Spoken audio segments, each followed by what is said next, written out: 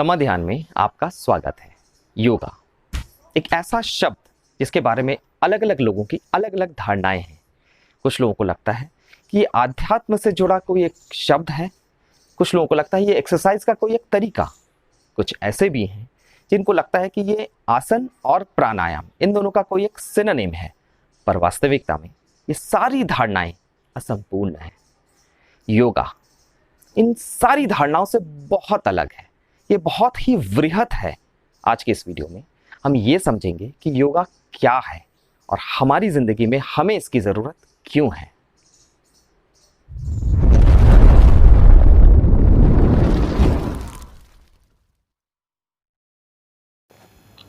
योगा शब्द संस्कृत के शब्द युज से लिया गया है, जिसका मतलब है जोड़ना। हमारी चेतना को ईश्वर की चेतना से जोड़ना ही योगा है। हम सभी जानते हैं इस ब्रह्मांड में सभी कुछ 5 तत्वों से बना हुआ है। योगा हमें इसी बात की अनुभूति कराती है। हम ईश्वर का एक अंश हैं, हम सब में हैं और सब हम में हैं। योगा में हमें ब्रह्मांड के साथ इसी एकता का अनुभव होता है। हर व्यक्ति की अपनी एक चेतना है। जब किसी व्यक्ति की चेतना ईश्वर की चेतना से जुड़ता है तब उसे योगा कहते हैं। इस अवस्था को हिंदू मोक्ष कहते हैं और बुद्धिस्ट निर्वाण। कुछ लोगों को लगता है कि आसन और प्राणायाम को ही योगा कहते हैं, पर यह मिथक है। आसन और प्राणायाम योग क्रिया के उपकरण हैं। योग क्रिया बहुत कठोर है। आसन और प्राणायाम ऐसे उपकरण हैं जो शरीर को ऐसी क्रिया के लिए सक्षम बनाते हैं। हम योगा को एक उदाहरण से समझेंगे। ईश्वर एक सरोवर की तरह है और उस सरोवर में पहुंचकर उसमें डुबकी देना है योगा। जब सरोवर तक पहुंचने से बहुत सारे रास्ते हैं, गंतव्य एक है पर उस गंतव्य तक पहुंचने के रास्ते अलग अलग हैं। इन्हीं रास्तों को योगा में अलग अलग प्रकार कहते हैं। मोटे तौर पर योगा के 4 प्रकार हैं: कर्म योग, ज्ञान योग, भक्ति योग और राजयोग। पहला है कर्म योग। हम जो भी कार्य करते हैं उन्हें कर्म कहते हैं। यह कर्म 2 प्रकार के होते हैं: अच्छे कर्म और बुरे कर्म। अच्छे कर्मों से पुण्य की उत्पत्ति होती है और बुरे कर्मों से पाप की उत्पत्ति होती है, और इसी पाप और पुण्य के आधार पर हमारा भाग्य निर्धारित होता है, और यही भाग्य हमारे अगले जन्म का प्रारब्ध बनाता है। जैसे हम कहाँ जन्म लेंगे, हमारे माता पिता कौन होंगे, हमारे साथ कौन कौन सी घटनाएं घटित होंगी। अगले जन्म में हम फिर नए कर्मों को उत्पन्न करते हैं और इस तरह से कर्मों की एक लड़ी बनती जाती है। हर कर्म से उत्पन्न पाप या पुण्य से हम बंध जाते हैं, जिससे बार बार जन्म लेना पड़ता है। इसी को कर्म बंधन कहते हैं। इसी कर्म बंधन को तोड़कर मुक्त होने को कहते हैं कर्म योग। कर्म योग में हम फल की चिंता छोड़कर कार्य करते हैं। हम निस्वार्थ भाव से जो भी कार्य करते हैं वह ईश्वर को अर्पित होता है और ऐसे कार्य बंधन उत्पन्न नहीं करते। आज हर कोई किसी न किसी कार्य से युक्त है, चाहे वो डॉक्टर हो, इंजीनियर हो, क्लर्क हो या किसी भी संस्थान में हो। कार्य करना अनिवार्य है। यहाँ तक कि जो व्यक्ति चुपचाप बैठा है, हमें लग रहा है कि वो कोई कार्य नहीं कर रहा है, पर अपने विचारों के द्वारा वो भी कार्य कर रहा है। कर्म करने से कोई भी बच नहीं सकता, पर हम चाहें तो कर्म से उत्पन्न होने वाले बंधन से खुद को मुक्त कर सकते हैं। निस्वार्थ भाव से किया गया कोई भी कार्य कर्म बंधन उत्पन्न नहीं करता। जब कोई निस्वार्थ भाव से कार्य करता है, जैसे वो ईश्वर के लिए कार्य कर रहा हो, ऐसे कार्य हमारे मन को पवित्र कर देते हैं और परम सुख की प्राप्ति होती है। इसके उदाहरण है मदर टेरेसा। दूसरा है ज्ञान योग। ज्ञान योग की उत्पत्ति तब होती है जब कोई व्यक्ति अपने दैनिक कार्यों से हटकर यह सोचता है कि वह कौन है और इस धरती पे उसका जन्म क्यों हुआ है, उसके जीवन का उद्देश्य क्या है। जैसे गौतम बुद्ध इन सवालों के उत्तर खोजते खोजते वो व्यक्ति एक दिन अपने सद्गुरु तक पहुंचता है। सद्गुरु उसे ज्ञान प्रदान करते हैं। यह ज्ञान दो प्रकार से दिया जाता है, थियोरेटिकल और प्रैक्टिकल। थियोरेटिकल ज्ञान वेद और पुराणों के अध्ययन से पूरा होता है और प्रैक्टिकल ज्ञान योग क्रियाओं के से पूरी होती है। इस ज्ञान से वह जान पाता है कि वह उसका शरीर दोनों अलग इकाई हैं। इससे उसके अंदर का जो अहम है वो मिट जाता है और उसे अपने वास्तविक स्वरूप का ज्ञान होता है, जिससे मोक्ष की प्राप्ति होती है। तीसरा है भक्ति योग। भक्ति शब्द भज से लिया गया है, जिसका अर्थ है अपने इष्ट की आराधना करना। भक्ति योग में भक्त भिन्न भिन्न पद्धतियों से अपने इष्ट देवता के प्रति अपने प्रेम को प्रकट करता है। वह प्रभु के नाम की माला जपता है, वह भजन करता है, वह नाचता भी है और इस तरह से अपने प्रभु के साथ एकता का अनुभव करता है।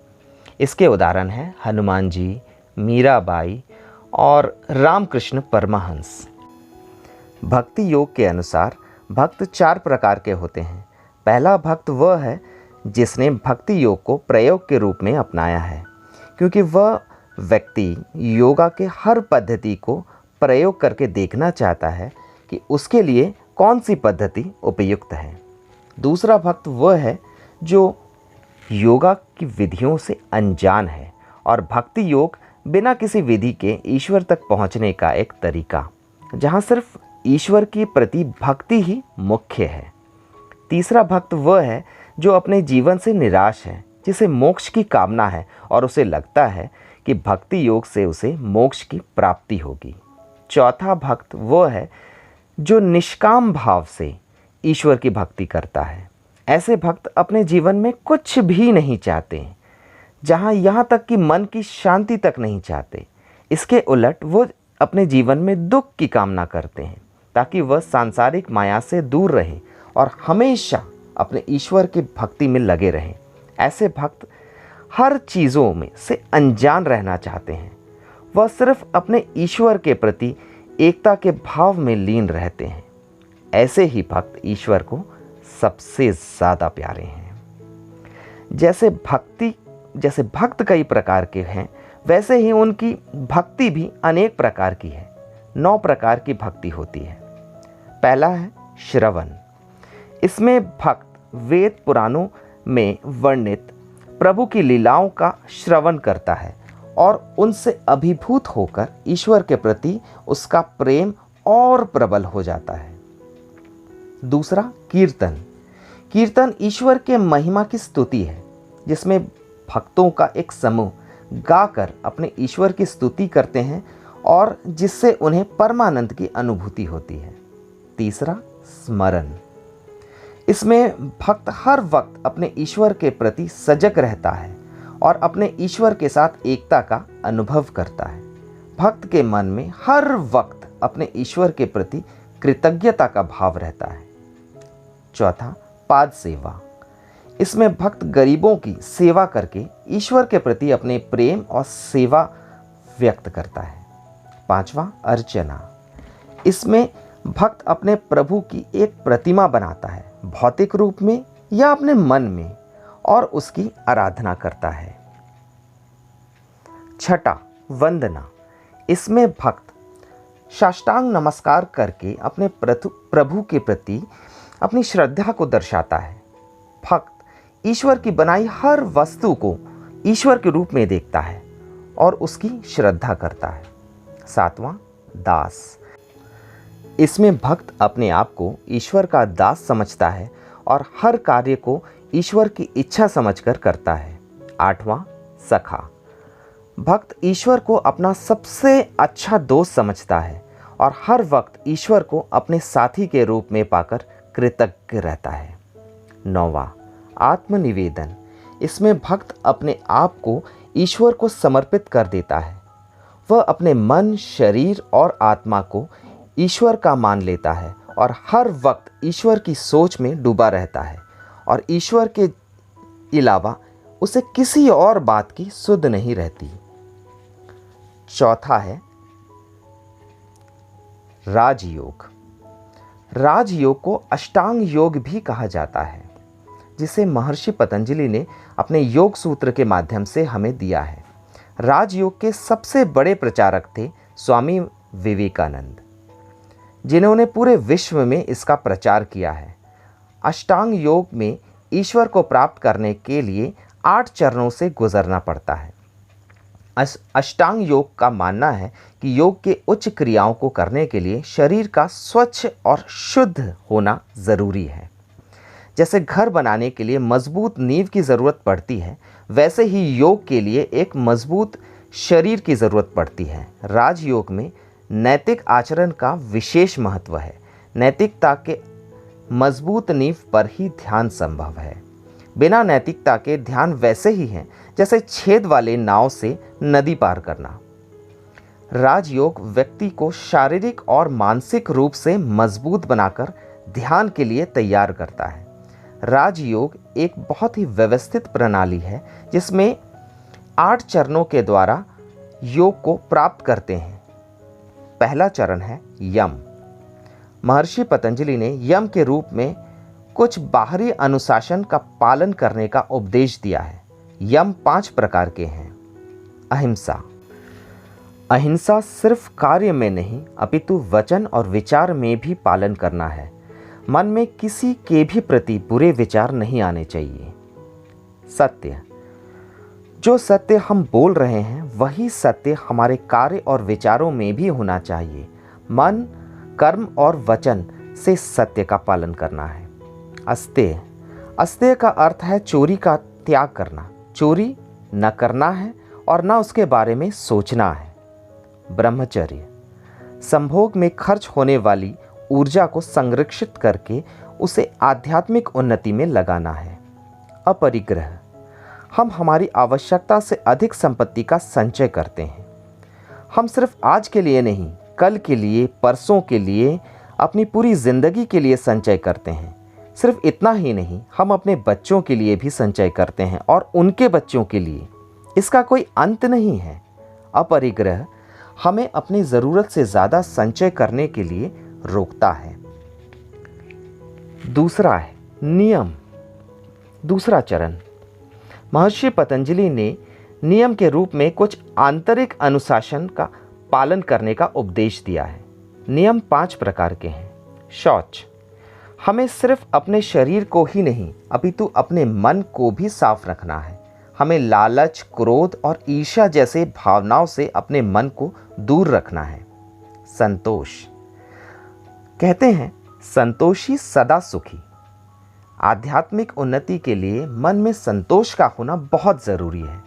हमें अपने मन से लालच और ईर्ष्या को दूर कर संतोष को उत्पन्न करना है। तप में हमें शारीरिक और मानसिक रूप से विपरीत परिस्थितियों में भी अपने आप को स्थिर रखना है। शारीरिक तप में उपवास आता है और मानसिक तप में जीवन के विपरीत परिस्थितियों को धैर्य के साथ बिताना है। स्वाध्याय। स्वाध्याय का अर्थ है खुद का अध्ययन। हमें समय समय पर आत्मचिंतन करना है। ईश्वर प्राणिधान। हमें अपने अहम को संपूर्ण रूप से मिटाकर ईश्वर के प्रति समर्पण भाव लाना है। तीसरा चरण है आसन। महर्षि पतंजलि ने अपने योग सूत्र में कहा है स्थिरम सुखम आसनम। बिना किसी पीड़ा के स्थिर बैठ अपने पाने की स्थिति को आसन कहते हैं। महर्षि पतंजलि ने शारीरिक और मानसिक उन्नति के लिए 84 लाख आसनों का वर्णन किया है। जब कोई व्यक्ति बिना हिले किसी आसन को 2.5 घंटे से ज़्यादा कर पाता है, ऐसी स्थिति को आसन सिद्धि कहते हैं। चौथा चरण है प्राणायाम। प्राणायाम 2 शब्दों से जुड़कर बना है, प्राण और आयाम। प्राण का अर्थ है प्राण ऊर्जा और आयाम का अर्थ है विस्तार। अतः प्राणायाम का अर्थ है प्राण ऊर्जा का विस्तार। प्राणायाम श्वास के माध्यम से प्राण ऊर्जा के प्रवाह को नियंत्रित करता है। श्वास 4 प्रकार के होते हैं। पूरक, श्वास को अंदर लेना। रेचक, श्वास छोड़ना। अंतरकुंभक, श्वास को अंदर ही रोक कर रखना। बहिर्कुंभक, श्वास को बाहर ही रोक कर रखना। हमारे शरीर में प्राण ऊर्जा श्वास के द्वारा ऊर्जा नलियों में प्रवाहित होता है, जिन्हें प्राणमय कोश कहते हैं। प्राणमय कोश 5 प्रकार के प्राणों से बना हुआ है: प्राण, अपान, समान, उदान और व्यान। इसके बारे में विस्तार से कभी और किसी और वीडियो में बात करेंगे। 5वां चरण है प्रत्याहार। हमारे शरीर में 5 इंद्रियां बहिर्मुखी हैं, अर्थात बाहर की चीज़ों को अनुभव करने के लिए बनी हैं। आँख देखने के लिए, जीभ स्वाद के लिए, कान सुनने के लिए, नाक गंध के लिए और त्वचा स्पर्श के लिए। व्यक्ति अपनी बहिर्मुखी इंद्रियों की वजह से सांसारिक प्रलोभन में फंसा हुआ है। प्रत्याहार में हमें इन्हीं इंद्रियों को बाहर से संकुचित कर आध्यात्मिक उन्नति में लगाना है। 6वां चरण है धारणा। धारणा शब्द ध्री से लिया गया है, जिसका अर्थ है पकड़ कर रखना। धारणा में हमें अपनी चेतना को एकाग्र करना है। यह एक कंटिन्यूअस प्रोसेस है जहां एकाग्रता बाहरी कारणों से डिस्टर्ब होता है, पर हमें अभ्यास के द्वारा बार बार अपनी एकाग्रता बनाए रखना है। धारणा ध्यान की ओर पहला चरण है। 7वां चरण ध्यान। जब कोई व्यक्ति धारणा के द्वारा अपनी एकाग्रता को ज़्यादा समय तक बनाए रख पाता है, ऐसी स्थिति को ध्यान कहते हैं। शुरुआत में विचारों के द्वारा मन विचलित रहता है। धीरे धीरे विचार कम होते जाएंगे और मन शून्य विचार की स्थिति में आ जाएगा। इस स्थिति को ध्यान कहते हैं। ध्यान की स्थिति कुछ सेकंड से लेकर कुछ मिनट्स तक रहता है। 8वां चरण समाधि। जब बिना विचलित हुए ध्यान की स्थिति एक लंबे समय तक रहता है, तब उसे समाधि कहते हैं। यह परम स्थिति है। इसमें भगवान और भक्त एक दूसरे में विलीन हो जाते हैं।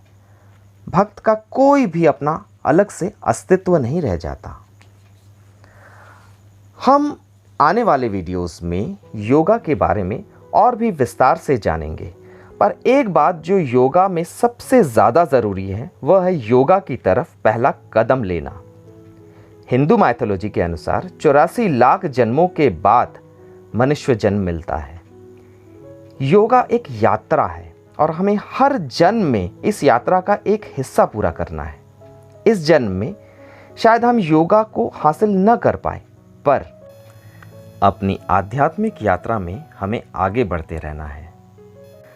अगर आपको ये वीडियो अच्छा लगे तो प्लीज़ इसे लाइक और शेयर कीजिए, और इस तरह के और वीडियोस देखने के लिए इस चैनल को सब्सक्राइब कीजिए। धन्यवाद।